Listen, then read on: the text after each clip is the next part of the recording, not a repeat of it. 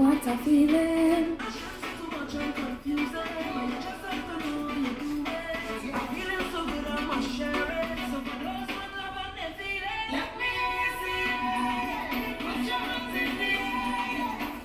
What's up, guys? Welcome back to my channel. Happy Thursday and happy Black History Month. Yes, it's the month of February and we are celebrating Black History Month, Black history, blackness, black excellence, all of that. We're celebrating that all month long, though I should add that Black history is an everyday thing. Blackness, celebrating blackness, centering blackness should be an everyday thing. But, you know, I think it's also great that we have this month to just amplify Black voices, amplify blackness, and just bask in the amazingness that it is to be Black. And I, for one, I'm very proud to be Black. I love being Black. And if you ain't with it, hit it, you know? So yeah, I just wanted to do a vlog today because I appreciate you guys, and so yeah, I just kind of wanted to connect with you this way because I feel like it's more impersonal and it's more, you know, it's me talking to you, we're connecting, we're vibing. So yeah, that's kind of what I'm doing today. So the boys are at school and daycare. Gabriel's at school, Leo's at daycare, and Julian's working upstairs, and I'm just here chilling, living my best maternity leave life, me and my little Phoenix, who is right here on the cusp of sleep.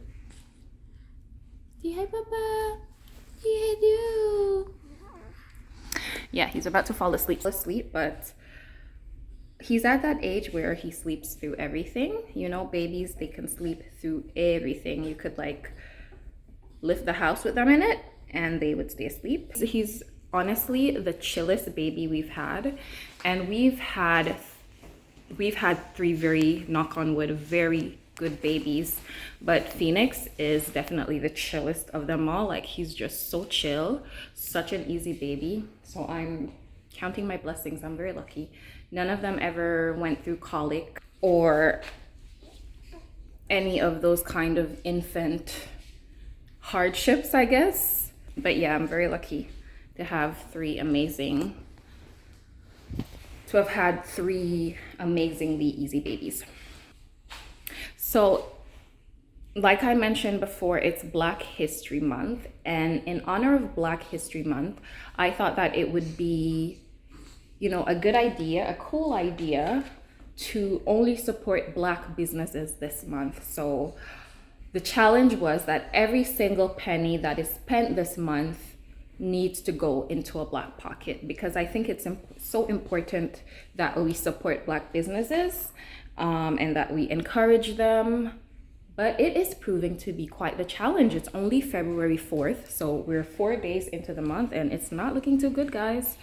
It's not looking too good because I can't find any Black-owned grocery stores. Yesterday, I went out to what I thought was a grocery store, but it was more like a shop.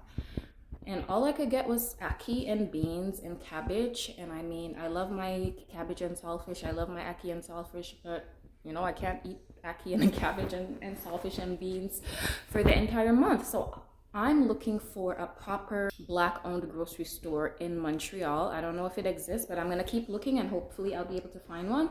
But I'm going to have to end up going to the regular grocery store to pick up the essentials that I need, because yeah, my pantry is looking very dry. I was really disappointed when I went yesterday. I was really hoping that they would have more items, and then it got me thinking about, why is it that the minority owned grocery stores, they're usually Indian owned or Chinese owned? Like, why is there never, or very rarely, why is it rarely the case that it's like a Black owned business? These are the stores that we're going to find Caribbean essentials. Like if I need soup mix or if I need cornmeal or things like that, those are the stores that I would go to, but they're not Black owned.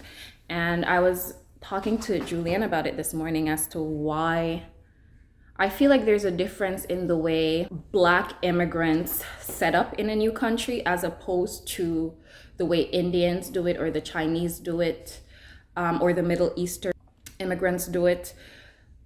And I think, I don't know, I mean, I don't want to read too much into things, but I think it might go back to the family structure and how, you know, dating back to slavery, how we've been so cut off from that core of family, which is so essential to, you know, generational wealth. And, you know, we know that Blacks are lagging way behind in that department, and just generational growth. And I feel like the Chinese and the Indians are so much farther ahead of Blacks. And, you know, it's really frustrating because I want to support these businesses, but they're just not there for me to support.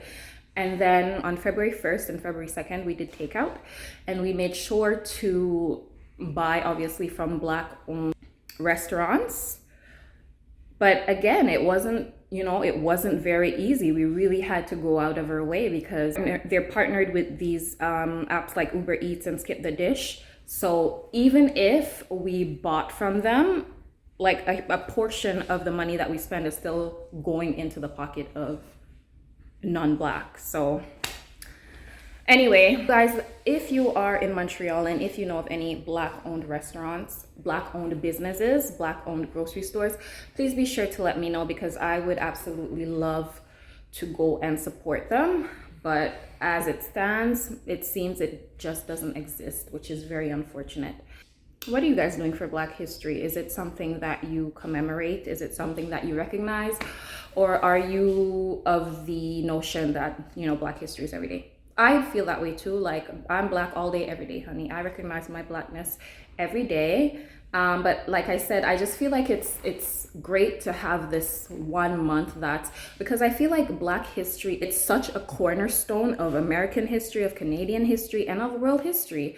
Like, we know that all of the Western wealth was built on the back of Black labor. And yeah, we need to remind ourselves that, like, so much is owing to us, and we shouldn't take that lightly. And that's why it's so important for us to push for things like reparation. You know, reparation is absolutely owing to us. Run us our money. Yeah, I don't want to get too heavy, but let me guys know how you guys feel about Black history. Are you guys liking my baby hair slick? I feel like baby hair is making a huge comeback, or maybe it never left, or maybe I just wasn't into it and now I'm kind of like into it again. I remember in high school, like, baby hair slicking was such a thing, but now I'm like, all right, it's cute. She's cute. What do you guys think? Am I too old for my baby hair slicking, or am I serving fresh face cuteness? How are you guys doing COVID wise, lockdown wise? I don't know if where you guys are at, you're still under lockdown, but here in Montreal, we are still under lockdown until, well, so right now we're under lockdown, we're under curfew, but those restrictions, well, the lockdown is going to continue, the curfew is going to continue, but businesses are going to reopen on February 8th because I think the number of hospitalizations are going down. So it seems, you know, the lockdown since Christmas has curbed that number, those spiking numbers somewhat.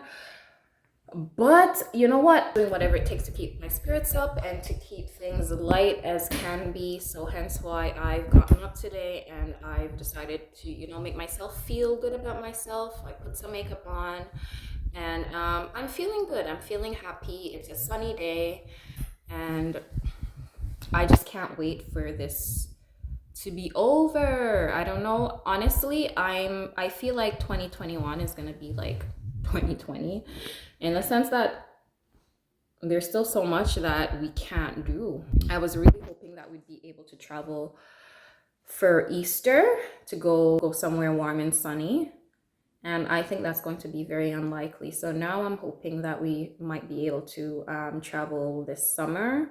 But again, I'm cautiously optimistic because I feel like the situation's so fluid and everything's changing every day. And there's a new variant every day, and just, oh, I'm honestly covided out. I'm just like over COVID. I just want it to be over.